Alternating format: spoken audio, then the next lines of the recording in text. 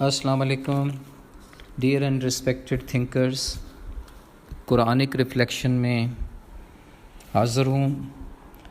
آج تیسری سورت العمران پر بات ہوگی۔ میں نے ڈیوائن روپ کا نام تجویز کیا ہے اس سورت کے لیے۔ 200 آیات اور 20 رکوع پر مشتمل یہ مدنی سورت ہے۔ اس سورت کا نام آل عمران سے منسوب ہے، یعنی عمران کی فیملی، جس طرح نوح کی فیملی ہے، ابراہیم کی فیملی ہے، آدم کی فیملی ہے۔ اور اس بات کا ذکر آیت نمبر 33 میں ہے۔ 1 سے لے کر 91 تک کی جو آیات ہیں وہ تیسرے پارے میں ہیں، جبکہ باقی آیات چوتھے پارے میں ہیں۔ کچھ مفسرین کا یہ بھی خیال ہے کہ اس سورت کا پہلا حصہ نجران سے مدینہ آنے والے عیسائی وفد کی آمد پر حضور پاک صلی اللہ علیہ وسلم سے مباحثہ کے دوران نازل ہوا۔ یہ غالباً 30 سے 80 کے درمیان آیات بنتی ہیں۔ اس سورت میں قرآن کریم کی اسلامی کتاب ہونے کی شہادت دی گئی ہے اور منکرین قرآن کو سخت وارننگز دی گئی ہیں۔ ابتدا میں ہی قرآن کی توجیہات پر ڈسکشن ہے، قرآن کے مفہوم کے مختلف لیول پر سوالات اٹھائے گئے ہیں۔ یہ بھی بتایا گیا ہے کہ ٹیکسٹ کی گہرائی تک پہنچنے کے لیے روحانی صلاحیتوں کی ضرورت ہوتی ہے۔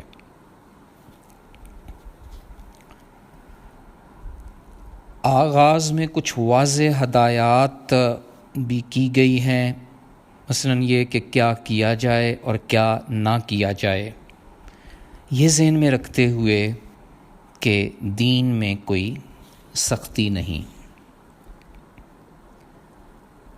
اس صورت میں مقدس تاریخ کا بیان ہے، جیسا کہ مریم کی پیدائش اور ابتدائی زندگی، عیسیٰ علیہ السلام کی والدہ، ان کی اپنی پیدائش، اہل کتاب یعنی عیسائی اور یہودیوں کی اچھی بری داستانیں بہت سے سبق رکھتی ہیں۔ کچھ تھیولوجیکل کویسچنز کا جواب بھی ہے، مثلا ارواح کی حالت اور نوعیت جب وہ اس دنیاوی وجود سے رخصت ہوتی ہیں۔ عالم ارواح میں تمام پیغمبروں کی روحوں سے یہ حلف لیا گیا کہ پیارے حبیب پاک صلی اللہ علیہ وسلم کی فرما برداری کریں۔ اگر ہم مکمل طور پر آپ صلی اللہ علیہ وسلم کی پیروی کریں گے تو وہ ہمیں ہدایت کی روشنی فراہم کریں گے۔ ہمیں رب کا شکر گزار بھی ہونا ہے اس بات پر کہ اللہ تعالیٰ نے اپنا پیارا حبیب صلی اللہ علیہ وسلم ہمارے حوالے کر دیا، جو ہمیں کتاب کا علم، حکمت کا سبق دیتا ہے۔ اللہ رب العزت نرم دل ہیں، وہ اپنے نیک لوگوں کو دونوں دنیاؤں کی دولت سے نوازتے ہیں۔ بس ہمیں اپنے غصہ پر قابو پا کر رکھنا ہے اور لوگوں کی فضولیات کو نظر انداز کرتے رہنا ہے۔ اللہ رب العزت انسانی سوچ سے بڑھ کر وسیع علم رکھتے ہیں، لیکن یہ بھی ذہن میں رہے کہ نالج کی اپلیکیشن ایک دو دھاری تلوار کی مانند ہے۔ گائیڈنس کے ہمراہ مس گائیڈنس کے آنے کے امکانات بھی ہوتے ہیں۔ جب سچ کو جھوٹے مقاصد حاصل کرنے کے لیے استعمال کیا جائے تو تفرقہ جنم لے سکتا ہے۔ مسند احمد کی ایک بڑی خوبصورت حدیث ہے، جس آیت کا علم ہو اس میں گفتگو کیا کرو، اور جس کا علم نہ ہو اہل علم سے پوچھو۔ تو اس مناسبت سے ہمیں ہدایت پر رہنے کی دعا کرتے رہنا چاہیے۔ پھر فرقہ پرستی کی مذمت، ریاکاری، نام و نمود، امانت و خیانت کا بیان، بخل کی برائی، سود کی حرمت جیسے مضامین بھی اس صورت کا حصہ ہیں۔ اللہ تعالیٰ کی محبت رسول پاک صلی اللہ علیہ وسلم کی اتباع پر بیس کرتی ہے۔ انبیاء کو کچھ معجزات دینے کی حکمت ہے۔ انبیاء کو خطاب دراصل امت کو خطاب ہوتا ہے۔ قیامت کے دن مال و اولاد کا عام آنے والے نہیں، دنیاوی زندگی اللہ کے بتائے ہوئے طریقے پر گزار کر جنت کا حصول ممکن ہے۔ اللہ کی سنگولیرٹی اور یونیکنس ایک مسلمہ حقیقت ہے۔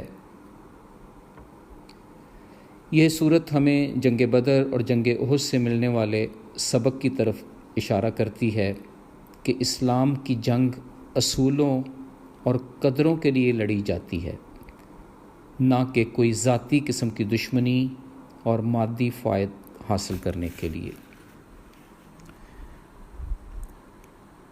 اس صورت میں بزدلی، منافقت اور غیر ضروری دنیاوی لگاؤ کے ایشوز کی طرف اشارہ ہے۔ صورت ہمیں ہماری مذہبی ذمہ داری یاد دلاتی ہے۔ اس میں مسلمانوں کو نوبلسٹ کمیونٹی کہا گیا ہے، خاص طور پر جب وہ انصاف کے ساتھ جتی ہو اور جس سے منع کیا گیا ہو اسے چھوڑ دے۔ ایڈورس حالات میں اعلیٰ درجے کی ثابت قدمی شو کرنے کا حکم ہے۔ ہم راست بازی کے معیار پر اس وقت تک پورے نہیں اتر سکتے جب تک اللہ کی راہ میں اپنی پسندیدہ چیز خرچ نہ کریں، اس امید کے ساتھ کہ آخرت میں اس کا زبردست ریوارڈ ملے گا، شاید 10 گنا نہیں 700 گنا تک۔ اور ذہن میں رہے کہ میٹھی بات بھی صدقہ ہی ہے۔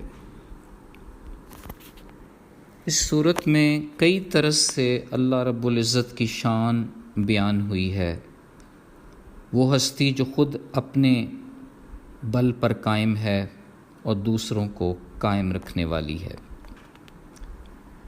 اللہ کے سوا کوئی عبادت کے لائق نہیں، وہ تمام مخلوق کو بغیر حساب کے رزق فراہم کرتا ہے، وہ ہر کسی کو سنتا ہے اور اس کی کال کا جواب بھی دیتا ہے، وہ نیک اور پرہیزگاروں کا دوست ہے، وہ اپنی کسی بھی مخلوق کے بارے میں غلط خواہش نہیں رکھتا، برا نہیں سوچتا، جو اس پر اعتماد کرتے ہیں ان سے پیار کرتا ہے۔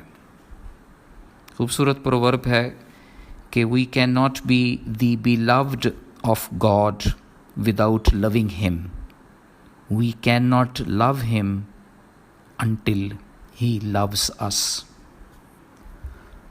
اللہ کی خوشنودی کا مطلب ہے کہ ہر نعمت تک دسترس حاصل ہو جائے، وہ بھی جیسے ہم سوچ سکتے ہیں اور وہ بھی جو خیال و گمان سے بالاتر ہے۔ اللہ تعالیٰ بندے کو اتنا دیتا ہے کہ اس کی کوئی لمٹ نہیں، اور وہاں سے دیتا ہے جہاں سے کسی کو اس کا گمان بھی نہیں ہوتا۔ اصل چیز اللہ کا ارادہ ہے، اس کے لیے کچھ بھی مشکل نہیں۔ فضل تو اللہ ہی کے ہاتھ میں ہے، جسے چاہتا ہے عطا کر دیتا ہے، اور اللہ بڑی وسعت اور بڑے علم والا ہے، اسے بخوبی معلوم ہے کہ کون سی چیز کس کو دینی ہے اور کون کس چیز کا مستحق ہے۔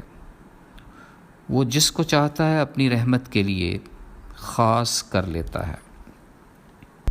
پھر اس صورت میں کئی اور بھی خوشخبریاں ہیں۔ اللہ فرشتوں کے اترنے کی بشارت دیتا ہے تاکہ انسان مطمئن ہو جائے اور یہ جان لے کہ مدد تو ہمیشہ اللہ ہی کی طرف سے آتی ہے۔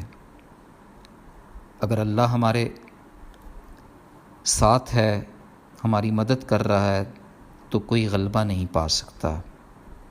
ایمان والوں کو اللہ پر ہی بھروسہ کرنا چاہیے، یہ ایمان کا لازمی تقاضا بھی ہے۔ ذہن میں یہ رکھنا ہوگا کہ جیسے راستے کی پھسلن ہے ویسے عقل کی بھی پھسلن ہو سکتی ہے، وہ ایسے کہ انسان کسی معاملے کو صحیح رخ سے نہ دیکھے۔ یوں سب سے بڑی دانائی یہ ہے کہ انسان اس راز کو جان لے کہ کسی چیز کو دیکھنے کا صحیح رخ کیا ہے۔ کائنات کا ہر جز مکمل طور پر مسلم ہے، یعنی اپنی سرگرمیوں کو اللہ کے مقرر کردہ قانون کے مطابق انجام دیتا ہے۔ اسی طرح کا رویہ انسان سے بھی مطلوب ہے کہ وہ قرآن کی دعوت کو سچی دعوت سمجھ کر قبول کرے۔ بخاری اور مسلم کی ایک زبردست حدیث ہے کہ ان اہل کتاب کو دوہرا اجر ملے گا جو اپنے نبی اور مجھ پر بھی ایمان لائے۔